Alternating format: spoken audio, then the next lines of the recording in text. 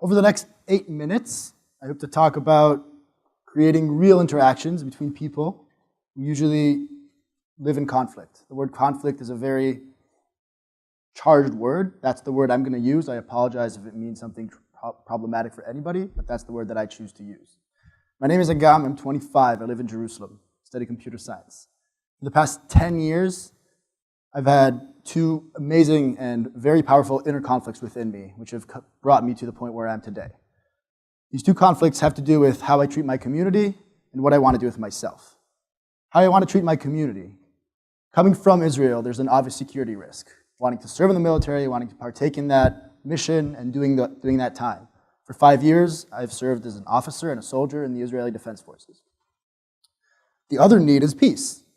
I've partaken in projects such as Seeds of Peace and other dialogue groups.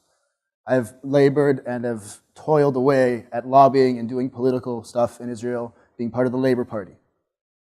The second inner conflict, having to do with what I want to do with myself, has to do again with this debate, whether I do community service of any type, charity, working with the underprivileged, academia, or to do with my own, working in high tech, an obvious choice in Startup Nation, also dubbed State of Israel.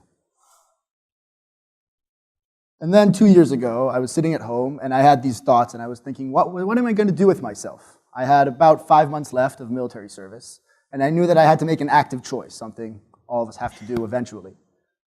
And the choice that I made at that point in time was to try and obtain employment in the Palestinian high-tech sector in Israel. Now this might seem very normal to some of you, but as a grad of the Israeli military, it's not very normal. Nobody thought even that this sector existed, at least from where I came from.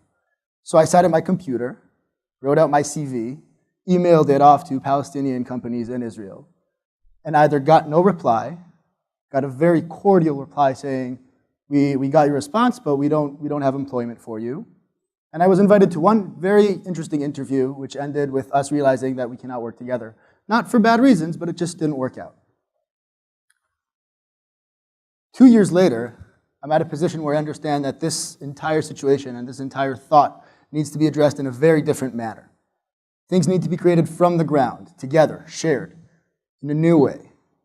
That is my one goal in life. My one mission is to create one business venture, having two co-founders, one Jewish Israeli and one Arab, be of any denomination, Palestinian, Jordanian, Lebanese, Syrian, Egyptian, Bedouin, Kurdish, you name it.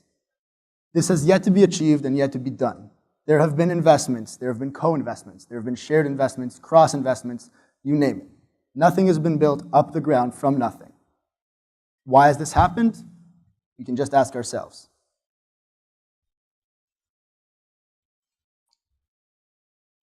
The cool thing about doing this is that you get two very large extra benefits.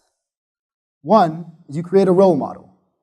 You create something other people can look at and say, I want to do that. I want to be that when I grow up.